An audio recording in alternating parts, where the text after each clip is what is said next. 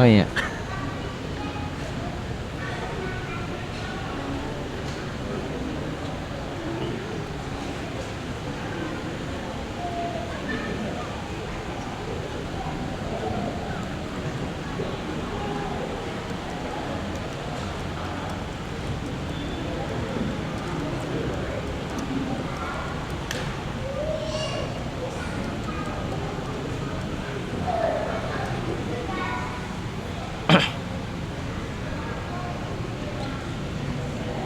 Baik,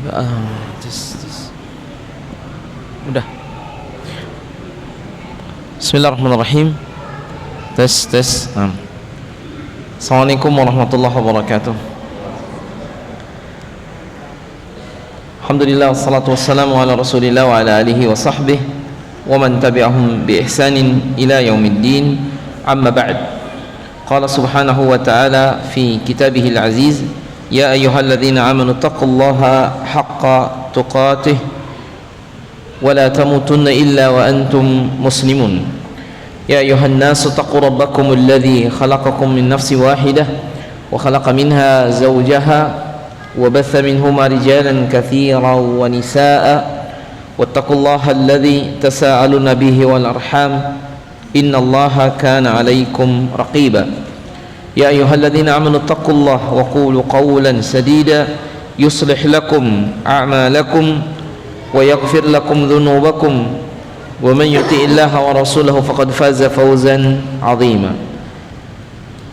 وقال رسول الله صلى الله عليه وسلم: فإن أصدق الحديث كتاب الله وخير الهدي هدي محمد صلى الله عليه وسلم وشر الأمور محدثاتها فإن كل محدثات في الدين بدعة وكل بدعة ضلالة وكل ضلالة في النار وبعد. Baik, ikhwani fiddin rahimani wa rahimakumullah. Alhamdulillah di kesempatan malam yang baik ini kita masih diberikan kemudahan oleh Allah Subhanahu wa taala untuk senantiasa mensyukuri segala nikmat yang diberikan, dan mudah-mudahan dengan nikmat yang Allah berikan kita termasuk orang-orang yang mensyukurinya. Salawat dan salam semoga tercurah kepada Nabi kita Rasulullah Muhammad ibnu Abdillah sallallahu alaihi wasallam, para sahabat dan keluarga beliau, dan orang-orang yang senantiasa mengikuti jalannya ila yaumiddin. Baik, alhamdulillah di kesempatan malam ini kita bisa lanjut ya, setelah lama kita agak terlambat, tapi tidak mengapa ya. Sekarang kita masuk di bagian yang berikutnya yang sempat kita baca sedikit muqaddimahnya tentang as-salaf was-sabru 'alal masa'ib. Jadi kaum salaf dan bagaimana kesabaran mereka ketika ditimpa musibah. Jadi seperti kita ketahui bahwa kullu sifatin min sifati as-salah wal falah, semua sifat yang baik sudah dimiliki oleh para salafus saleh. Di antara sifat-sifat yang baik adalah sabar. Mereka sudah miliki semuanya, ikhwan. Berarti kita tinggal menjiplak saja. Dan kita pun sudah tahu bahwasanya as-sabru fi thalathati ahwal. Sabar dalam 3 keadaan. As-sabru 'ala ta'ah, was-sabru fi tarkil ma'siyah, was-sabru indal masa'ib. Jadi sabar ketika taat, mengerjakan ketaatan. Kemudian sabar ketika meninggalkan kemaksiatan.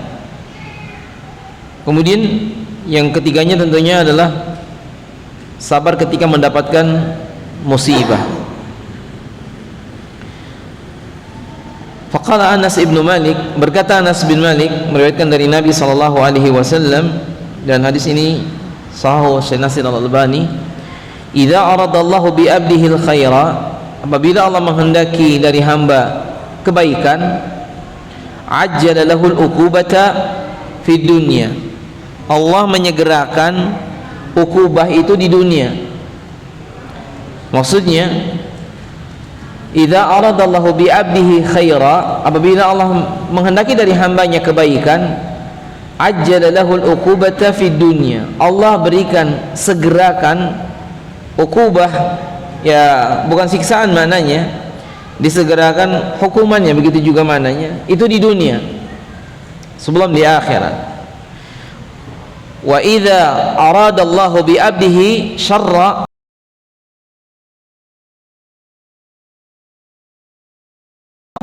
Allah akan tahan darinya bidzambihi, dengan dosa dia. Jadi dia berdosa, tapi dosa dan kesalahannya itu tidak segera di atau ditahan, tidak diazab di dunia, hatta yuwaffiya fi yaumil qiyamah, dan nanti sampai diakhirkan atau diberikan, dibalas, ditunaikan kelak di akhirat.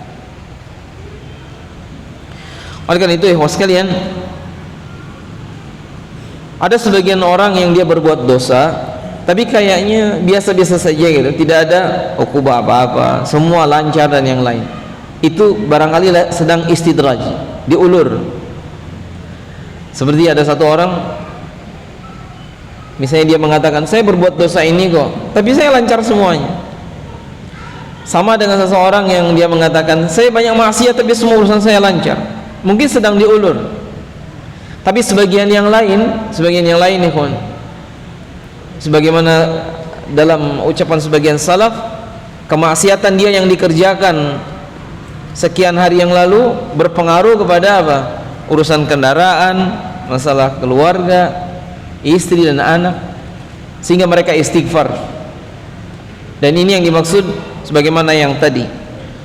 Dan kita pun sudah tahu, inna idhami al-bala idhamil jaza, ya, sesungguhnya balasan atau pahala itu semakin besar ma idhami al-bala. Jadi al-bala dengan jaza itu kalau dibuat grafik berbanding lurus, semakin berat pahalanya, semakin banyak maka semakin berat ujiannya. Maka dari itu tingkatan ujian bagi para ulama lebih berat daripada model-model kita. Kita paling ujiannya mau ngaji hujan, ya kan, terus uangnya sedang susah, ya kan, mungkin, atau ya banyaklah, kita ujiannya jelas berbeda satu dengan yang lain. Wa innallaha idza ahabba qauman, dan Allah apabila mencintai satu kaum, apa yang dilakukan? Ibtalahum, Allah memberikan ujian. Jadi ujian itu ikhwah berarti tanda cinta, dan Allah berarti apa? Sedang mencintai satu kaum dengan apa? Dengan diberikan ujian dan cobaan. Faman radiya, maka lanjutan hadisnya kan gimana lanjutan hadisnya? Faman radiya falahu ridha. Siapa yang ridha dengan ujian, Allah ridha dengan dia. Siapa yang ridha dengan ujian, Allah ridha dengan dia. Wa man sakhita, dan barang siapa yang tidak atau benci dengan ujian tadi, falahu sakhat, maka Allah pun membencinya. Maka dari itu kadang jangan salah faham terhadap satu ujian atau cobaannya. Kadang-kadang begini, kita ingin semuanya lancar, tapi ternyata apa yang terjadi? Banyak halangan di sana sini. Banyak yang kita inginkan tidak tercapai, sementara banyak yang kita tidak inginkan bahkan terjadi. Itu yang dikatakan Imam Syafi'i dalam syairnya, isma syi'ta wa illam asya wa ma syi'tu illam tasya lam yakun. Isma syi'ta kana wa illam asya, begitu. Apa-apa yang kau kehendaki pasti terjadi walaupun kami tidak menghendaki. Wa ma syi'tu illam tasya lam yakun, dan apa-apa yang aku kehendaki jika engkau tidak menghendaki maka tidak akan bisa terjadi. Banyak hal yang kita inginkan ikhwan tidak terjadi karena memang Allah tidak menghendaki, dan banyak yang tidak Allah kehendaki maka tidak akan terjadi walaupun kita menghendakinya. Dan itu sangat banyak kejadian seperti ini. Nah, maka dari itu disebutkan dalam Saya bacakan hadis di antara hadis yang terkait dengan ini. Salah satunya adalah apa yang kita ketahui bahwasanya as-sabru dia, ya kan? Sabar itu adalah cahaya. Kalau kita bersabar, insyaallah kita seperti orang yang diberikan cahaya yang terang. Coba kita lihat, salah satunya adalah dari riwayat dari A'mash. Anil A'mash. A'mash adalah seorang kibarut tabi'in. Beliau termasuk memiliki sanad yang ali. Sanad yang ali itu berarti apa? Rawinya cuma sedikit. Jadi dia adalah kibarut tabi'in, mananya bertemu dengan kebanyakan sahabat. Anil A'mash, an fulan minas sahabi, kemudian an Rasulillah SAW, atau melewati dua orang sahabat kemudian kepada Nabi SAW. Salah satu riwayat yang ada adalah katanya Anil A'mash an Syahr bin Haushab Anil Harith ibni Umayrah. Itu jalurnya ya, dari Harith bin Umayrah. Kata dia, qala inni jalisun inda Mu'ad. Saya duduk di dekat Mu'ad. Yang dimaksud adalah Mu'ad ibnu Jabal, Allahu ta'ala alam, Mu'ad ibnu Jabal. Wa huwa yamut. Dan ketika itu Mu'ad bin Jabal, kalimat wa huwa yamut maknanya adalah sayamut, maknanya belum meninggal tapi dia dalam keadaan halun naza. Ini banyak kalau ada penjelasan begini biasanya begitu. Jadi Mu'ad bin Jabal ini sahabat, dan dia di saat mau meninggal dalam keadaan sakit menjelang wafatnya. Kemudian wa huwa yughma alaihi yufiq. Yughma, beliau pingsan dan beliau terbangun dari pingsan. Jadi biasanya kalau yughma itu pingsan, sadarnya berarti yufiq, bukan yastaiqid. Kalau yastaiqid dari tidur biasanya. Jadi bangun dari pingsan beda dengan bangun dari tidur. Nah, ini keadaan Mu'adz ibnu Jabal. Dan beliau di riwayat yang lain memang sering tidak sadar, mungkin karena tadi ya dahsyatnya keadaan mau meninggal, atau juga di antara sejumlah riwayat yang lain menunjukkan itulah keadaan yang terjadi pada Mu'adz ibnu Jabal. Sama dengan Umar, mungkin antum juga pernah mendengar ya. Waktu beliau mau meninggal kan pingsan dan baru bangun kalau dengar azan. Karena Umar ditikam oleh Abu Lulu dengan sinjar yang ada racunnya, dan ditikam 2 kali ya, sehingga lambungnya bocor dan beliau pingsan 3 hari. Pingsannya itu tidak pingsan terus. Kalau azan terbangun dari pingsan, kemudian tayamum dan salat, habis salat pingsan lagi, bangun lagi nanti kalau azan. Itu diantara sejumlah riwayat yang ada. Dan beliau bertahan 3 hari, dan diantara itu beliau meminta kepada Aisyah agar apa? Agar diizinkan dikuburkan di sebelah kuburan Nabi SAW. Yang pada akhirnya oleh Aisyah diizinkan dengan 2 alasan ya. Pertama, wallahu alam ya, tapi alasannya Allah. Beliau juga Syekh ketika menjelaskan tidak tahu kenapa Aisyah mengizinkan, karena pada asalnya itu rumah Nabi, itu kan rumahnya Aisyah. Kalau dikasih satu kuburan lagi berarti nggak ada tempat lain, padahal Nabi adalah suami Aisyah, Abu Bakar adalah ayah Aisyah, tinggal satu tempat lagi. Kalau saya dan antum misalnya punya tempat segitu-gitunya, tentu tidak akan dikasihkan. Cuman Ummul Mukminin Aisyah akhirnya mengizinkan, mungkin wallahu alam dengan 2 alasan. Syekh Utsman Khumis ketika menjelaskan kemungkinan dengan 2 alasan. Pertama, karena ini permintaan Umar bin Khattab sebagai khalifah, sehingga beliau khalifah sam'an wa ta'ah, walaupun yang diminta sesuatu yang sangat amat berat, ya kan? Itu rumah Aisyah, sama dengan kayak saya dan antum, ini rumah kita, diminta oleh orang lain sesuatu yang kita tidak punya kesempatan lagi di situ. Karena ini permintaan khalifah, maka diizinkan. Yang kedua, Karena Aisyah mengingat begitu banyak hadis-hadis Nabi yang mengatakan ana wa Abu Bakar wa Umar, ana Abu Bakar wa Umar. Sehingga di antara makna hadis ini Rasulullah bertiga dengan sahabatnya, ini maksudnya berdua sahabatnya dan Nabi bertiga orang, adalah tiga orang yang di dunia dipersatukan bersama-sama, di akhirat juga demikian, begitu juga saat dikuburkan berdampingan seluruhnya.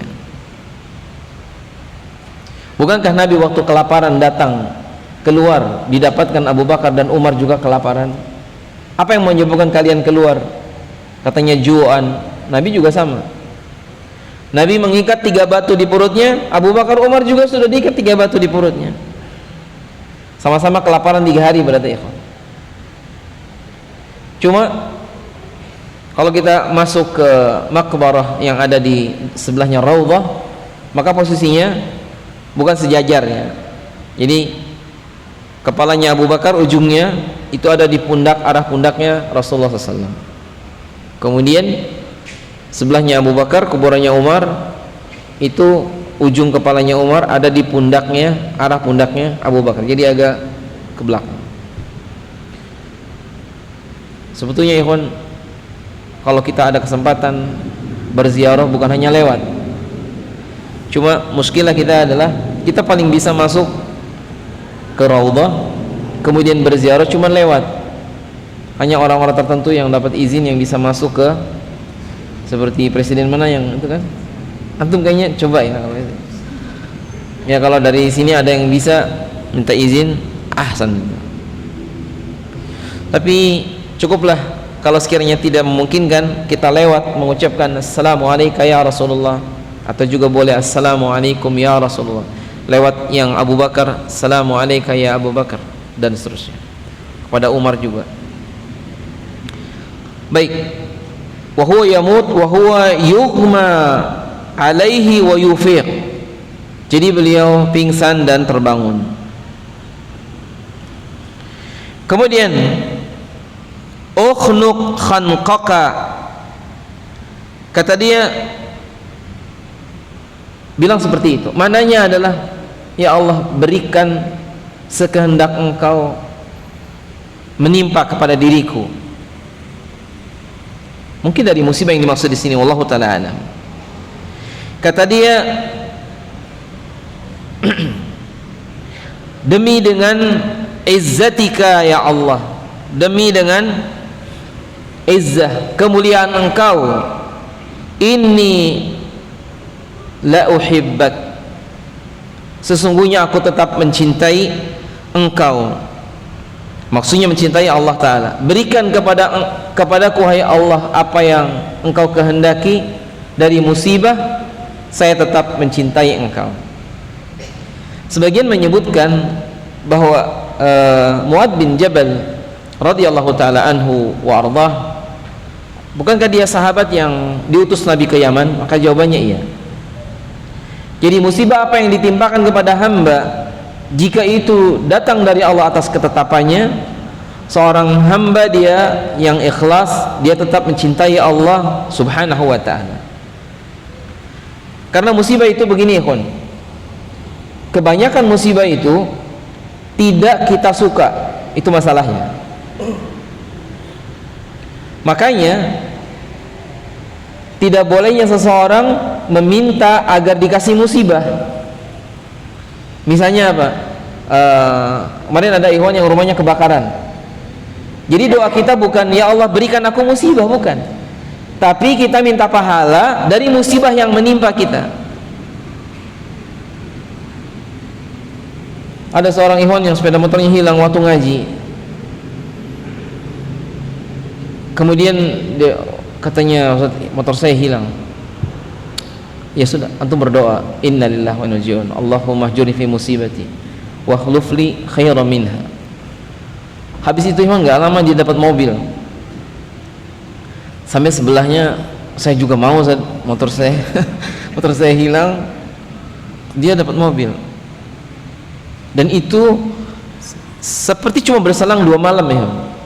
Ya bersedih 2 malam, mungkin berdoa dan seterusnya. kemudian setelah itu dia bahagia. Tetapi tidak boleh seorang berdoa meminta musibah. Ini masalahnya.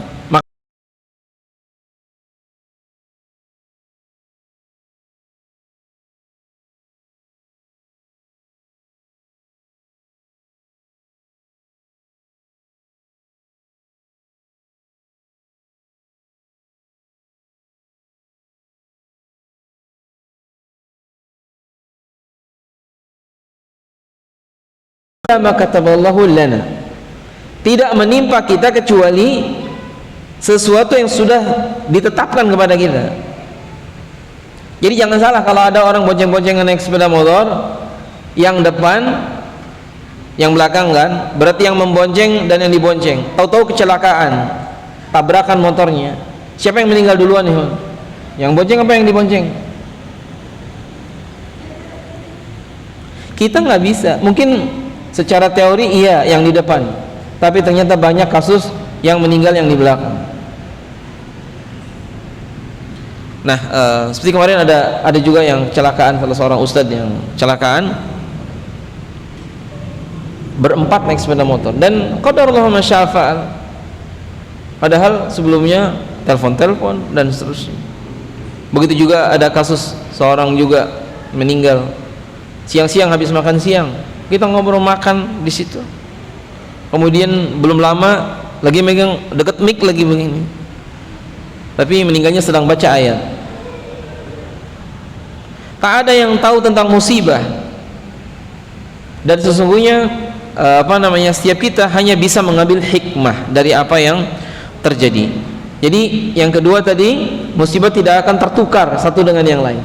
Yang pertama, musibah pasti terjadi karena Allah telah tetapkan, dan kita tidak boleh meminta musibah datang. Kemudian yang keempat, jangan lupa juga bahwasanya di balik musibah itu ada pahala. Di balik musibah ada pahala yang Allah telah janjikan. Sekarang kita lihat yang kedua. Wa anil Mubarrid. Katanya dari Mubarrid, qila lil Hasan ibni Ali, dikatakan kepada Hasan ibnu Ali, kata dia, inna Abu Dzar yaqul, sesungguhnya Abu Dzar Al-Ghifari dia pernah mengatakan, apa kata dia? Al-faqru ahabbu ilayya minal ghina. Ini ucapan Abu Dzar Al-Ghifari, sesungguhnya kefakiran bagiku lebih kusukai daripada kekayaan. Kemudian wasaqamu ahabba ilayya minas sihhah. Sakit, kata dia, saqam itu apa ya? Ya tadi kondisi sakit. Ahabba ilayya, lebih aku cintai, minas sihhah, daripada sehat. Faqala, lalu dikatakan atau dia mengatakan, Al Hasan ini memberikan komentar, katanya rahimallahu Abu Dzar, semoga Allah merahmati Abu Dzar. Kata dia, amma ana fa'aqul, adapun saya mengatakan, manittakala ala husni ikhtiyarillah, maka kalau aku, kata dia, berpendapat, barang siapa yang dia itu bertawakal atau bersandar kepada apa yang Allah pilih, ya khiyarullah, Allah, apa yang Allah pilihkan, kemudian lam yatamanna syai'an, maka dia tidak akan lagi berangan-angan sesuatu pun. Wa hadza haddul wuquf 'ala ridha, dan ini, kata beliau, ini adalah batas sikap ridha terhadap ketetapan, bima qadallah, dengan apa yang Allah tetapkan. Maksudnya mungkin begini, ikhwah. Abu Dzar Al-Ghifari, sebagaimana kita ketahui, beliau adalah sahabat yang benar-benar wara, sampai dia menjauh dari urusan dunia, hanya dalam rangka ingin mendekatkan diri kepada Allah. Cuman jangan salah faham, kalau antum melihat ada banyak para sahabat yang sampai istilahnya gaji dia tidak diambil, seperti juga Hakim Ibnu Hizam, gaji dia nggak diambil sama sekali. Dulunya dia sering meminta kepada Nabi, kemudian Nabi mengatakan, wahai Hakim, inna dunya hulwatun khudra, sungguhnya dunia itu manis dan hijau. Kemudian disampaikan masalah-masalah meminta, kemudian dia tidak pernah minta lagi. Setelah itu apa? Sampai hak dia pun tidak diambil. Abu Dhar termasuk yang menjauh dari dunia, termasuk juga jabatan dan yang lain. Dan di kalangan sahabat ada yang seperti ini. Sama juga dengan, mungkin antum dengar, dengan tabi'in yang bernama Uwais Al-Qarni. Dia pun tidak ketahuan sampai hari ini di mana kuburannya, di mana meninggalnya, Allahu a'lam. Atau ada orang seperti Abu Ayyub Al-Ansari, rumahnya menjadi tempat tinggal Nabi di Madinah waktu datang ke Madinah pertama. Dia meninggalnya di Syam. Beliau tidak menumpuk harta di Madinah. Kalau dia model kita, ikhwan, bukankah saya yang menolong anda ya Rasulullah pertama? Bukankah begitu? Tapi enggak, justru dia meninggalnya di Syam berdakwah. Begitu juga sahabat-sahabat yang lain. Cuma sekali lagi, ucapan Nabi Dzar Al-Ghifari, kata dia, al-faqru, sesungguhnya kefakiran, ahabbu ilayya minal ghina, lebih baik bagiku dari kekayaan. Apakah ini berlaku bagi semuanya? Nabi SAW termasuk seperti Abu Dhar. Kata Nabi apa? Ketika oleh Umar dikatakan, ya Rasulullah, haula, katanya, mereka yang punya kerajaan Romawi dan Persia dengan segala apa yang ada. Nabi tidur di atas pelepah kurma dan menjiplak di pipinya. Kemudian Nabi mengatakan, sekiranya aku mau, intinya tadi ya, Uhud jadi emas itu bisa. Begitu juga dengan kehidupan keluarga Nabi dalam Syamil Muhammadiyah. Kita tahu bagaimana keluarga Nabi tidak selalu ada makanan, dan Nabi mengatakan cukup ya dengan rizki yang sekadarnya saja dalam Syamil, kan begitu untuk Alu Muhammad SAW. Jadi Abu Dhar yang dimaksud adalah seperti itu, al-faqru ahabbu ilayya minal ghina. Padahal kekayaan begini, ikhwan, di hadis Nabi SAW, Rasul menyebutkan, la ba'sal ghina, tidak mengapa kaya, lit taqwa, bagi orang takwa. Jadi kaya itu enggak apa-apa, asalkan apa? Takwa. La ba'sal ghina limanit taqa, tidak mengapa kaya, syarat tidak mengapa kaya, syaratnya takwa. Artinya antum dan saya kalau ingin jadi orang yang kaya, syaratnya apa? Takwa. Kalau tidak takwa, jangan coba-coba kaya. Begitu artinya. Wah, tapi saya juga mau, saya kaya dan takwa. Hadisnya itu bukan semua orang disuruh jadi kaya, tidak. La ba'sal ghina limanit taqa, tidak mengapa kaya asalkan takwa. Ada lanjutan hadisnya, wasihhatu littaqwa khairum minal ghina, sehat bagi orang yang takwa lebih baik dari kekayaan. Boleh kaya asalkan takwa, tapi sehat bagi orang yang takwa lebih baik dari kekayaan. Baik. Kalau misalnya kita takwa, jadi kaya dan jadi miskin sama saja, ya enggak? Tapi antum milih yang mana? Ada yang memilih miskin, takwa. Di rumah punya makanan banyak sama sedikit, pilih mana? Pilih banyak kayaknya, saya yakin. Hadis ini itu pernah disyarah cukup panjang. Saya ingat saya ada 7 atau 8 syarahnya. Udah kita ringkaskan aja biar cepat.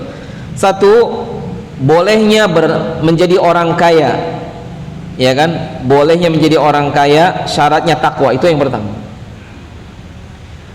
Yang kedua, orang yang kaya kalau dia takwa pasti didapat dari mana hartanya?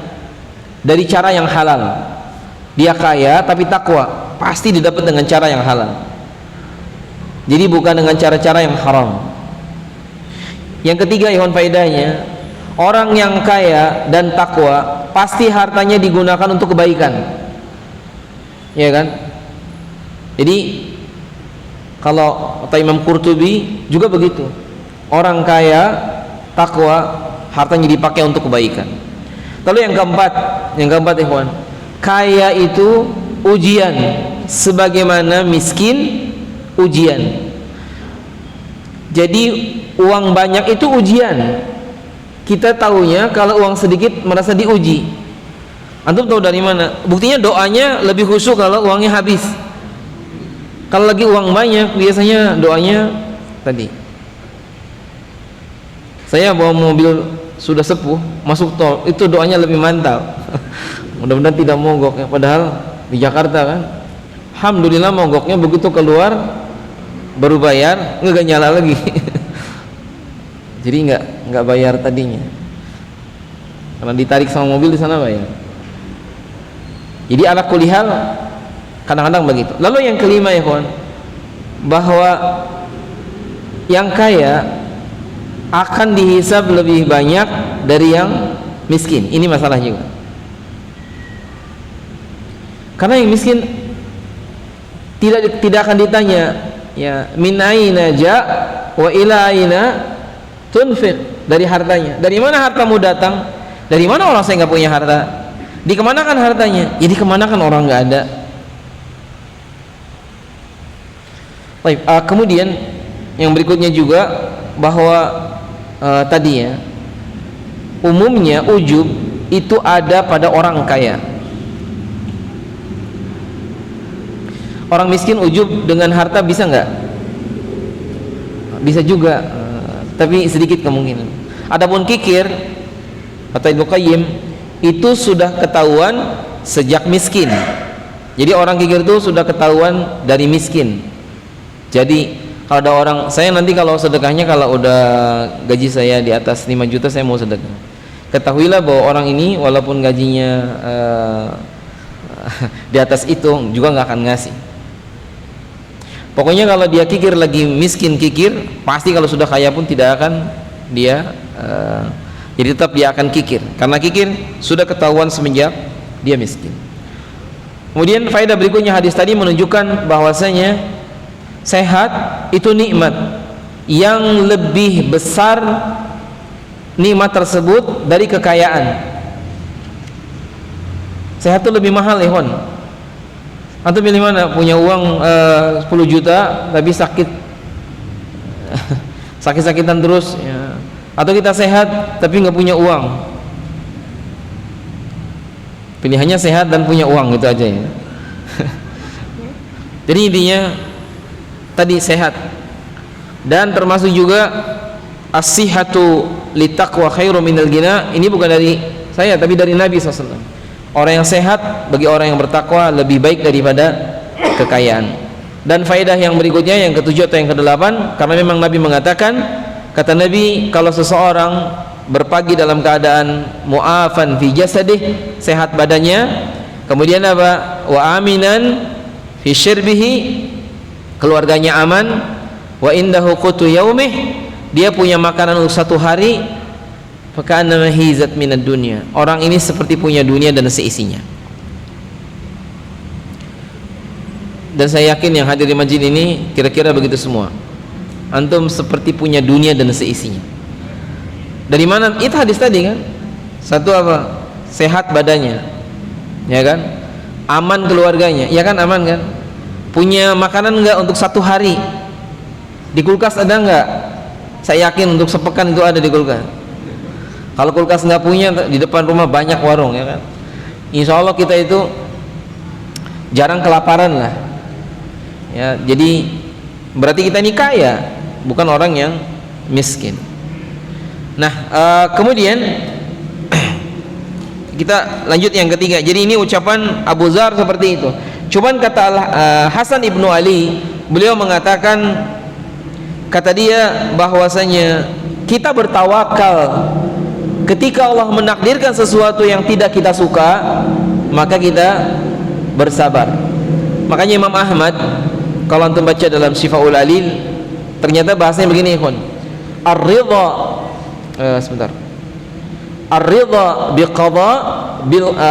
bil qada'i wal qadar wajibun. Waridha bil maqdur sunnah. Ridha dengan ketetapan takdirnya itu wajib.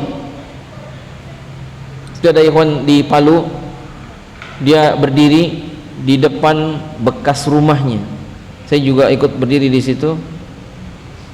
Katanya, Ustaz, rumah saya di sebelah sana. Tadinya udah nggak ada. Saya bilang, sabar.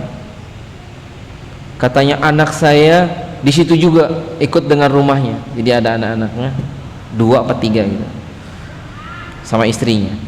Saya bilang sabar. Terus kemudian apa namanya? Jadi si ikhwan ini dia ngelihat, tidak pernah mengira sepekan, bukan sepekan yang lalu ya, itu kan oh iya berarti sepekan yang lalu. Sepekan yang lalu kira-kira ikhwan, itu di situ masih utuh, ada rumah tetangganya ini ada. Oh afwan, di Balaroa, salah. Di perumahan yang tadi ya, yang ikut tenggelam bersama lumpur yang ada. Jadi rumah nggak tahu 7.000 atau berapa rumah itu hilang semua. Nah, jadi ingat ayat yang diceritakan dalam surat ini ya, ka'alam yagnau fiha, sepertinya tidak pernah ada kehidupan. Karena sekarang perumahan yang begitu besar itu rata dengan tanah, tinggal puing-puingnya, dan enggak tahu berapa ribu yang ikut terkubur ya. Dia hanya bisa memandang di sana rumah pamannya tadinya gitu. Nah itu musibah. Maka ridha dengan ketetapan ini hukumnya wajib. Saya cuma bilang ridha bil qada wajib, tapi ridha bil maqdur sunnah. Ridha bil maqdur ini ridha dengan, contoh gini, sakit gigi, kita wajib ridha dengan ketetapan bahwa sakit giginya itu malam ini terjadi. Sudah tertulis di Lauhul Mahfuz bahwa malam ini saya sakit gigi, itu wajib. Tapi dengan sakit giginya tidak wajib. Jadi antum jangan, aduh saya diobati enggak usah, pokoknya saya, itu yang tidak wajib. Sehingga boleh kita beli obat untuk supaya giginya enggak sakit dan diobati, dan itu diperintahkan. Itu maksudnya ar-ridha bil maqdur sunnah. Bagi sebagian orang ikhwan, seperti juga mungkin Abu Dzar, al-maqdur ini pun dia ridha. Kisah diamputasinya Urwah bin Zubair mungkin sedikit, tapi saya nggak begitu tahu persis ikhwan, bagaimana cara dan bagaimana obrolan dan juga ungkapan dia. Karena ketika ditawarkan kepada Urwah pada saat kakinya harus dipotong dalam keadaan dia tidak mau meminum khamar, karena di waktu itu ada beberapa kemungkinan, dan ini madarat yang dipilih supaya waktu dipotong kakinya diamputasi tidak terlalu sakit, dibuat dia mabuk. Belum ada obat bius, belum ada, tapi dia enggak. Nah mabuk tidak boleh, minum khamar tidak boleh. Terus gimana? Dipegang oleh 8 atau 10 pemuda yang kekar badannya supaya tidak meronta, karena digergaji tulang pahanya dalam keadaan masih sadar, ya kan? Kemudian kata dia, "Da'ni, tinggalkan, biarkan. Saya mau salat, kemudian silakan dipotong." Jadi dagingnya diambil ya, daging-daging yang membusuknya, kemudian digergaji paha kirinya. Nah, merasakan sakit yang dideritanya, bagi sebagian orang dia ridha. Bagi sebagian yang lain tidak bisa itu, sehingga dia tidak tahan, sehingga dia harus berobat atau meringankan sakitnya tadi.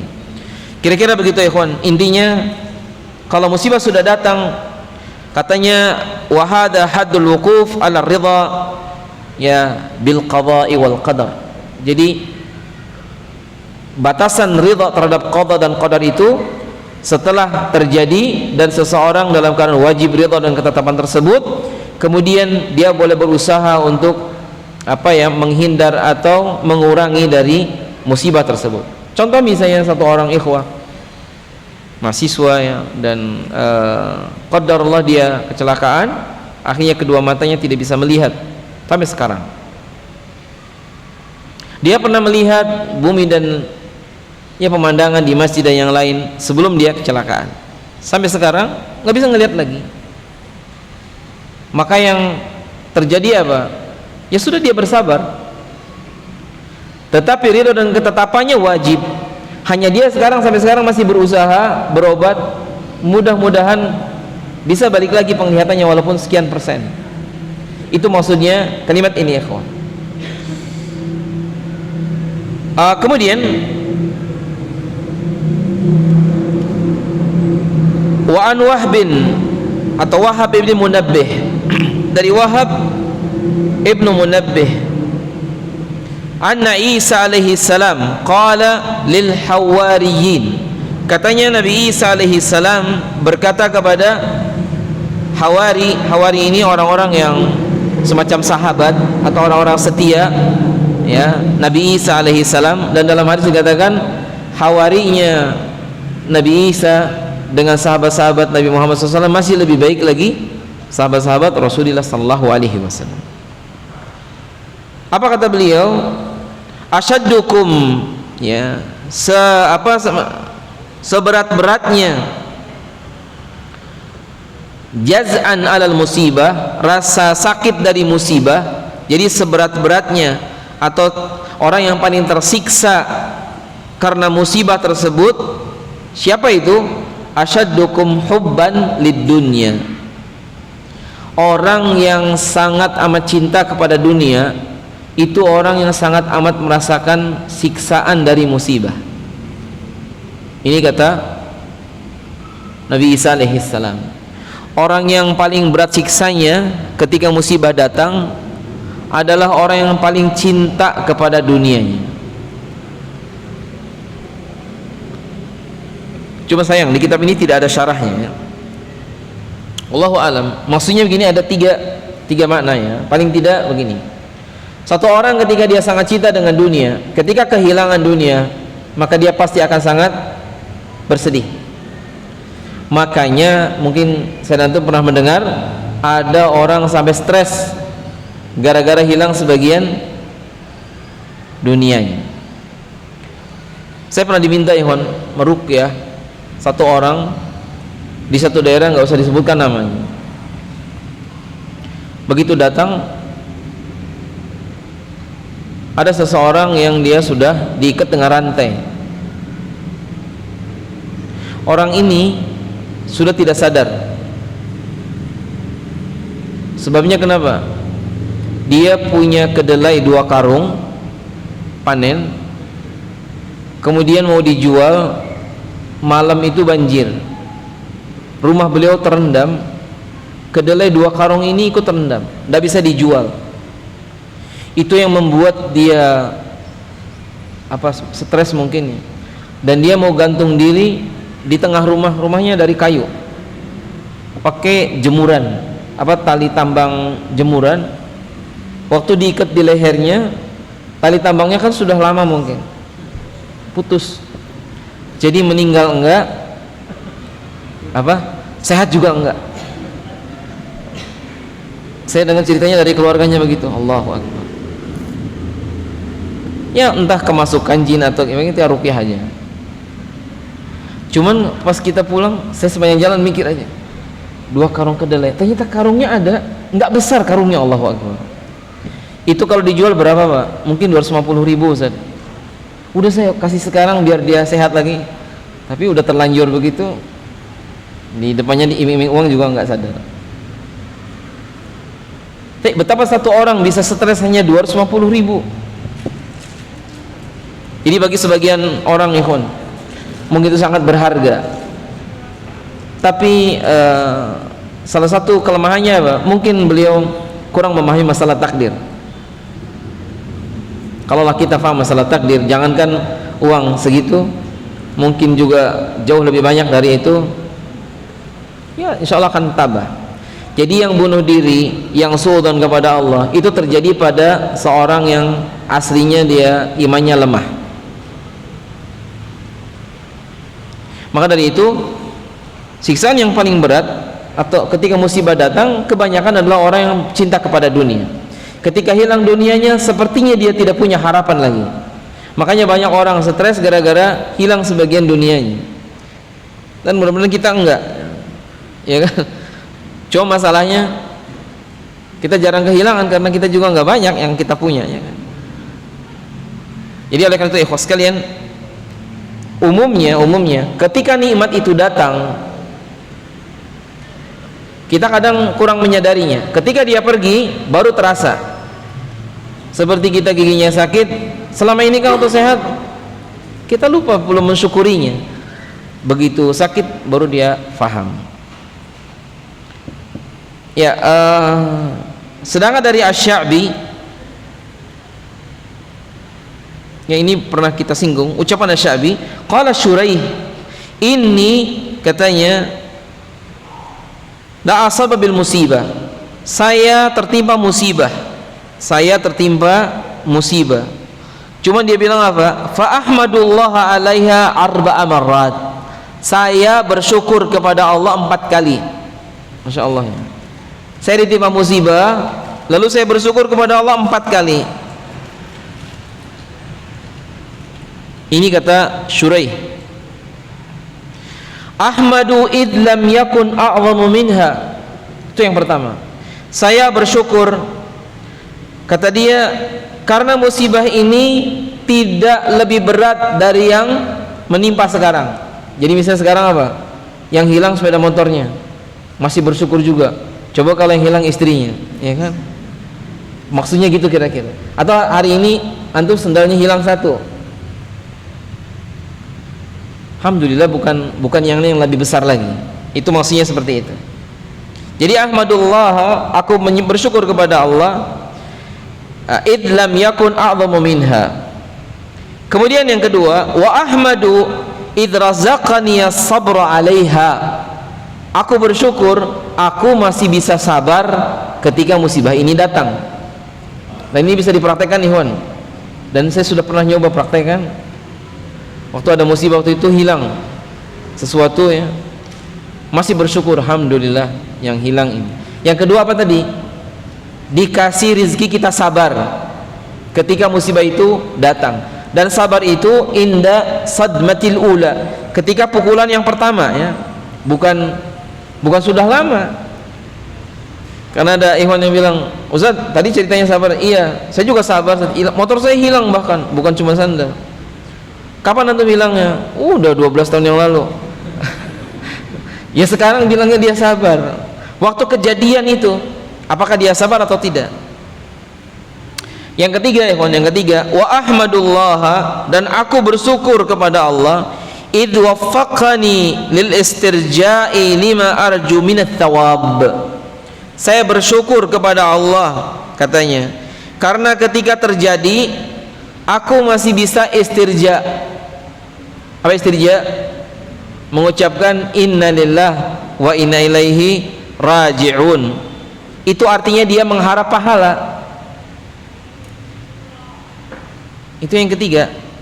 Karena banyak orang musibah datang, dia tidak mengucapkan ini dan tidak tahu makna kalimat ini. Yang keempat, wa ahmadu illam yaj'alaha fi dini. Yang keempat, saya bersyukur musibah ini bukan terjadi pada agama saya. Jadi kalau urusan dunia tok, hilang sandal, hilang sepeda motor, rumah kebakaran, bajunya hilang, dan coba kalau agamanya hilang, ikhwan, akidahnya hilang, masuk agama yang lain. Makanya ini diantara ucapan Asy-Sya'bi yang diriwayatkan dari Syuraih, salah seorang salaf, mengatakan demikian.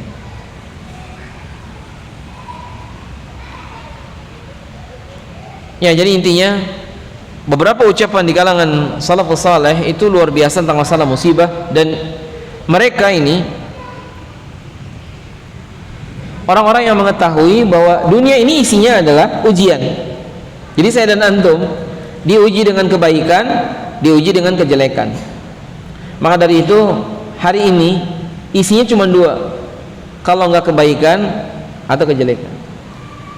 Dengan kata lain, sorga itu kumpulan orang-orang yang berhasil lulus, diuji dengan kebaikan, diuji dengan kejelekan. Kata Ibnu Qayyim, setan menggoda kita dengan dua sisi ini juga. Kalau diuji dengan kejelekan dia tahan, diajak berbuat kabair enggak, kesyirikan enggak, sogoir juga enggak, semua yang jelek-jelek gagal semua.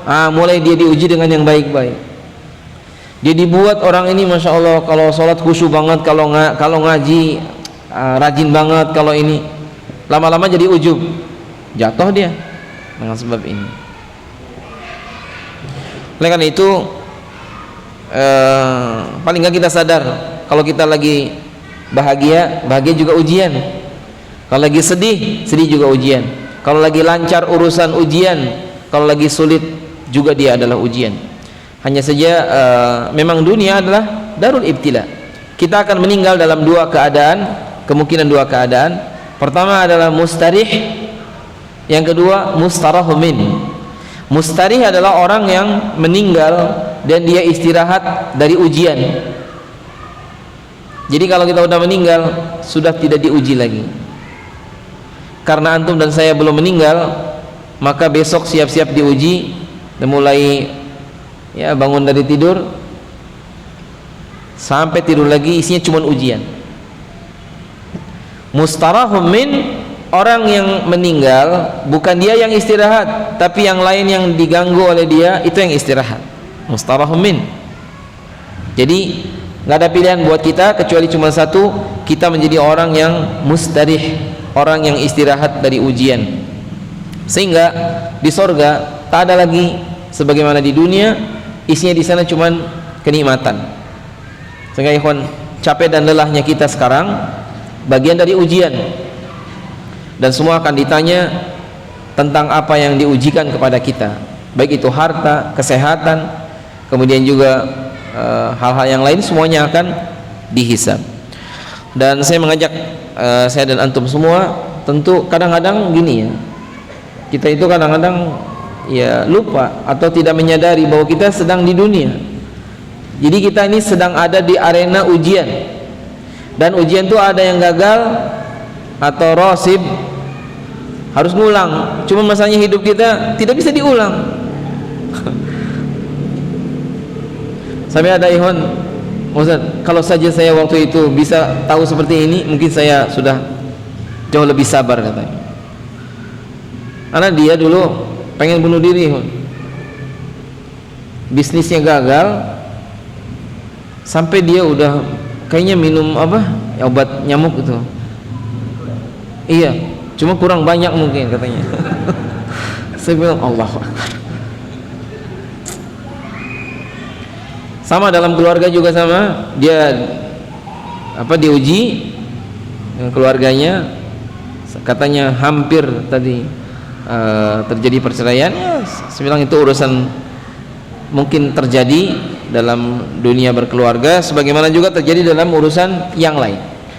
Yang pasti doa-doa kita agar kita istiqamah harus kita panjatkan, sebagaimana juga kita bisa lepas dari ujian, baik yang baik ataupun yang jelek. Dan dalam surat Al-Mulk dijelaskan, ya kan, semuanya ujian.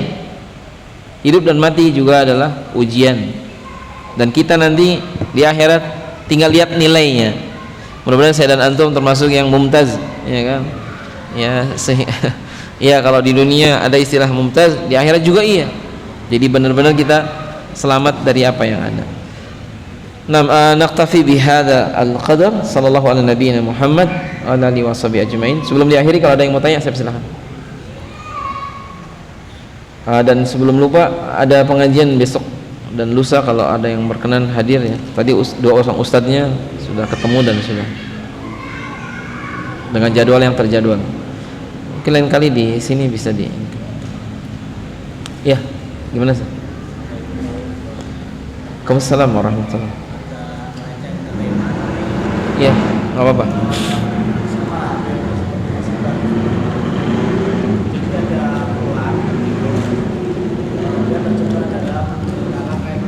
Ya.